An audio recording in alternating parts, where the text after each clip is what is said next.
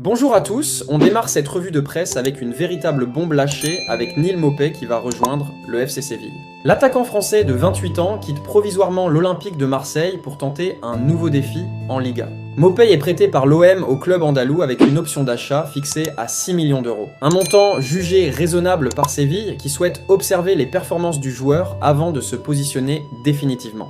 La visite médicale prévue pour aujourd'hui et sauf énorme surprise, tout est déjà bouclé. Le fameux Fabrizio Romano qui confirme que le dossier est 100% verrouillé.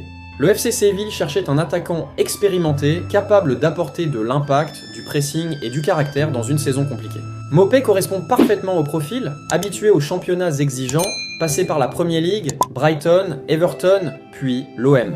Du côté Marseille, ce départ permet d'alléger l'effectif et la masse salariale, tout en laissant la porte ouverte à une vente définitive si l'expérience espagnole est concluante. Pour Neil Maupay, c'est aussi une opportunité de relance. Nouveau championnat, nouveau contexte et un club historique qui joue régulièrement l'Europe. Conclusion. Un transfert malin pour toutes les parties. Séville prend peu de risques, Marseille garde le contrôle et Maupay a une vraie carte à jouer en Liga. Source, Fabrizio Romano. Et du côté PSG, c'est désormais confirmé, le club de la capitale a annoncé la signature de Dero, pépite de 18 ans, en provenance du FC Barcelone. Selon plusieurs sources concordantes, dont la presse espagnole et française, le transfert s'élève à 8,2 millions d'euros, soit un montant volontairement supérieur à la clause libératoire du joueur. Une stratégie claire du PSG, préserver d'excellentes relations avec le Barça, un club avec lequel Paris multiplie les échanges ces dernières années. Dro s'est engagé avec le PSG pour 4 ans et demi jusqu'à l'été 2030. Un contrat long, preuve de la confiance énorme placée en lui par la direction parisienne. Du côté de l'Espagne, la presse catalane évoque un joueur au potentiel très élevé, formé à la Masia, doté d'une excellente qualité technique, d'une vision de jeu mature pour son âge et d'une grande intelligence tactique. Certains médias n'hésitent pas à parler d'un profil taillé pour le très haut niveau européen. En France, les observateurs soulignent un recrutement parfaitement aligné avec la nouvelle politique sportive du PSG, misé sur la jeunesse, l'avenir et la progression à long terme plutôt que sur des stars vieillissantes. Dro est vu comme un investissement stratégique capable de s'intégrer progressivement à l'équipe première. Selon les informations disponibles, Dro ne sera pas inscrit sur la liste UEFA pour la phase actuelle, mais pourrait rapidement grappiller du temps de jeu en Ligue 1, notamment lors des rotations ou des matchs à moindre pression. Le staff parisien souhaite l'intégrer sans précipitation, en respectant son développement. En interne, le PSG voit en Dro un joueur d'avenir capable à terme de devenir un élément important du projet parisien. Sa signature confirme aussi la capacité du club à attirer des talents issus des plus grands centres de formation européens, même face à la concurrence. Conclusion, Paris prépare l'avenir, Paris anticipe et Paris continue de bâtir. Dro est officiellement parisien, et les attentes autour de lui sont déjà très élevées. Que pensez-vous de cela? Dites-nous dans le commentaire. Et du côté Barcelone, le FC Barcelone continue de sécuriser l'avenir et cette fois-ci, c'est Fermín López qui est au cœur de l'actualité.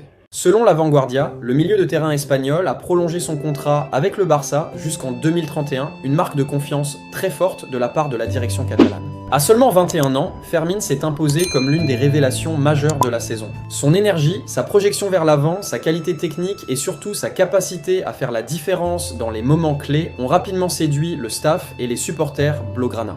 Le Barça ne voulait prendre aucun risque face à l'intérêt croissant de plusieurs clubs européens. Cette prolongation s'accompagne d'une augmentation de salaire de 50%, preuve que le club reconnaît pleinement son nouveau statut dans l'effectif.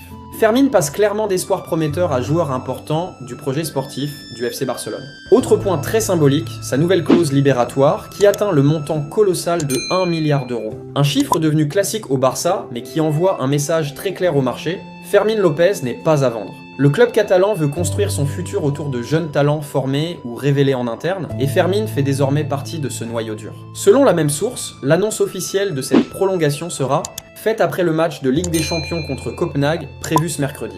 Le Barça souhaite ainsi garder toute la concentration sur l'enjeu européen avant de célébrer cette excellente nouvelle en interne comme auprès des fans. Cette décision s'inscrit dans une stratégie globale du FC Barcelone qui a récemment sécurisé plusieurs jeunes cadres afin de stabiliser l'effectif sur le long terme malgré une situation financière encore délicate. Miser sur la jeunesse, la continuité et la progression interne restent la priorité absolue du club. Pour Fermín López, cette prolongation est aussi une récompense méritée. Lui qui a su saisir sa chance, gagner du temps de jeu et s'imposer par le travail, voit désormais son avenir s'écrire en bleu et grenat pour de nombreuses années. Le message est clair, le Barça protège ses joyaux et Fermín López est désormais l'un des visages du présent et surtout de l'avenir du club. Source, la Vanguardia. Que pensez-vous de cela? Dites-nous dans le commentaire. Et du côté Arsenal, Arsenal pourrait bien être l'un des grands animateurs du prochain mercato estival. Selon Football Insider, les Gunners seraient prêts à débourser environ 80 millions de livres sterling pour s'attacher les services de Julián Álvarez, l'attaquant argentin de l'Atlético Madrid. Arrivé récemment en Espagne, l'ancien joueur de Manchester City s'est rapidement imposé comme un élément clé du dispositif madrilène. Polyvalent, capable d'évoluer en pointe comme en soutien, Julián Álvarez coche toutes les cases du profil recherché par Mikel Arteta. Intensité, intelligence de jeu, pressing constant et efficacité devant le but. Toujours selon la source, l'Atlético Madrid aurait clairement fait savoir à Arsenal qu'une offre autour de 80 millions de livres pourrait être acceptée cet été. Une information qui confirme l'intérêt très sérieux des dirigeants londoniens, prêts à passer à l'action pour renforcer leur secteur offensif, parfois critiqué dans les grands rendez-vous. Mais ce possible coup XXL pourrait avoir des conséquences. En effet, Arsenal surveille également de près Anthony Gordon, l'ailier anglais de Newcastle. Cependant, le club londonien sait qu'il sera très compliqué de boucler 2 transferts majeurs lors d'un même mercato. Résultat, si Julián Álvarez arrive, le dossier Anthony Gordon pourrait être mis de côté. Un choix stratégique donc pour les Gunners, miser sur un numéro 9 de classe mondiale, déjà habitué aux très hautes exigences européennes, pour renforcer les ailes avec un profil explosif et déjà rompu à la Premier League. Ce dilemme illustre parfaitement l'ambition d'Arsenal, déterminé à franchir un cap définitif et à s'installer durablement parmi les cadors européens. Avec un tel investissement envisagé, le message serait clair, Arsenal ne veut plus seulement jouer le titre, mais le gagner. Affaire à suivre de très près dans les prochaines semaines. Source, Football Insider. Que pensez-vous de cela? Dites-nous dans le commentaire.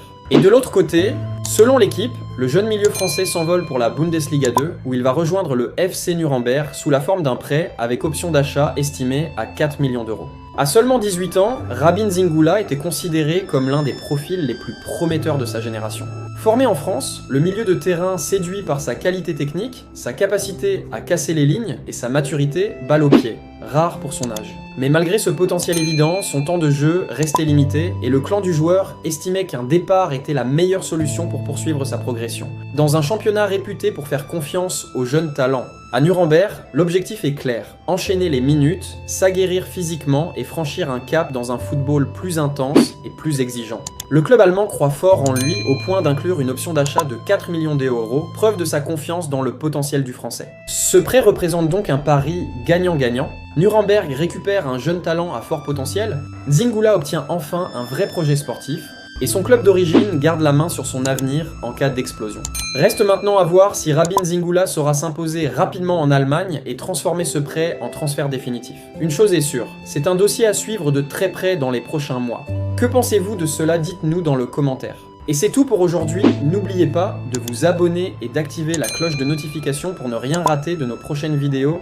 Bye bye bye.